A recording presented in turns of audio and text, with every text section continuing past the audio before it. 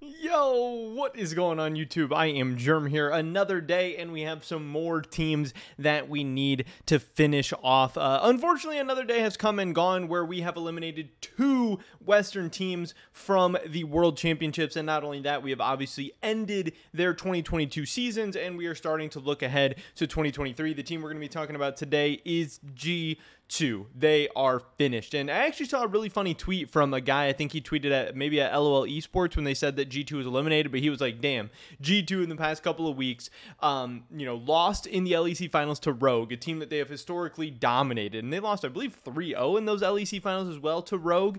So that already wasn't great. Then they had the whole Carlos situation. Then they got denied from the Valorant slot. Then they go to Worlds. They go 1-5, I'm pretty sure. We can pull up this real quick. Yes, G2 goes 1-5.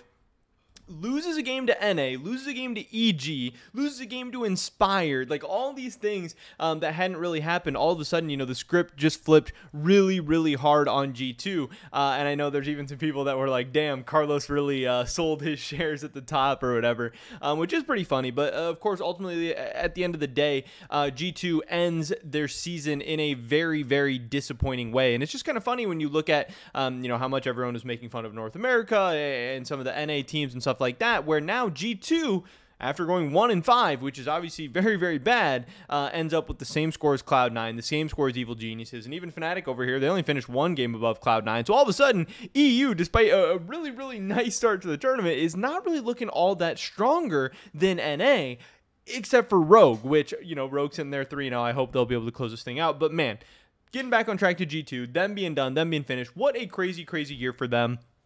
In some ways, this was good and bad because obviously it sucks that you had some disappointments. You think that the second team in the LEC and really the best team in the LEC for most of the year, you expect them to come to Worlds and put up a fight and to at least like make it to quarterfinals or something like that. That's what the LEC has really seen historically. And them not being able to do that definitely sucks.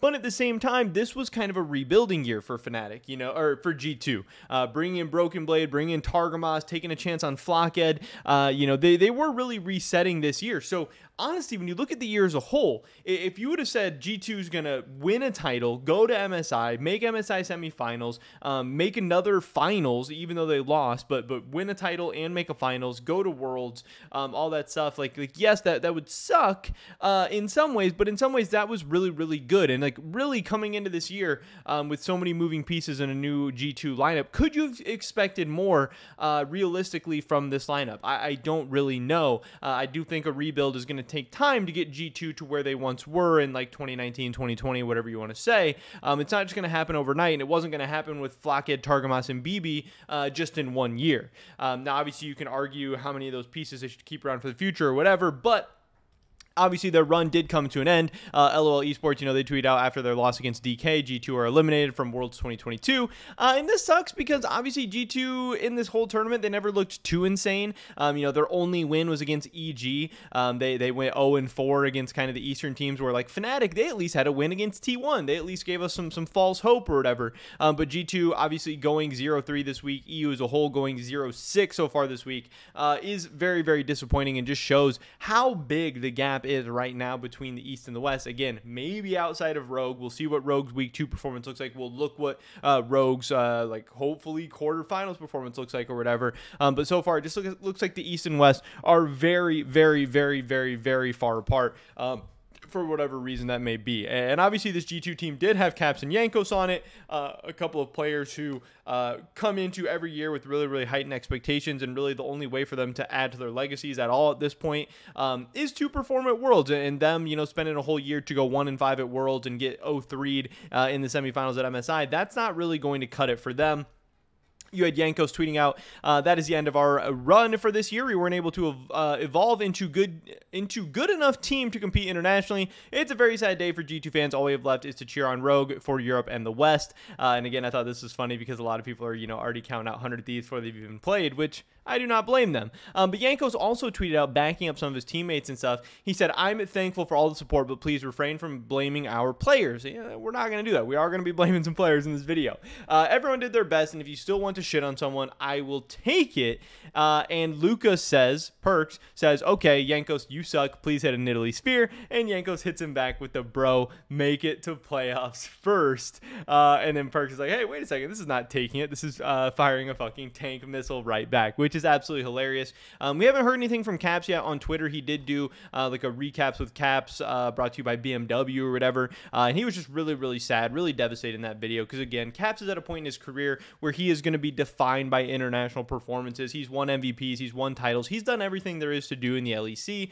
And obviously, again, even though G2 is rebuilding, Caps doesn't ever want to be rebuilding. Caps wants to be perpetually competing for international titles, MSI and Worlds titles, because he has been there so many times before. He's been to a World Semis. He's been to a World Final multiple times. He's won MSI, all these things. He's not necessarily looking to just go to Worlds and get experience with guys like Flockhead and Targamas.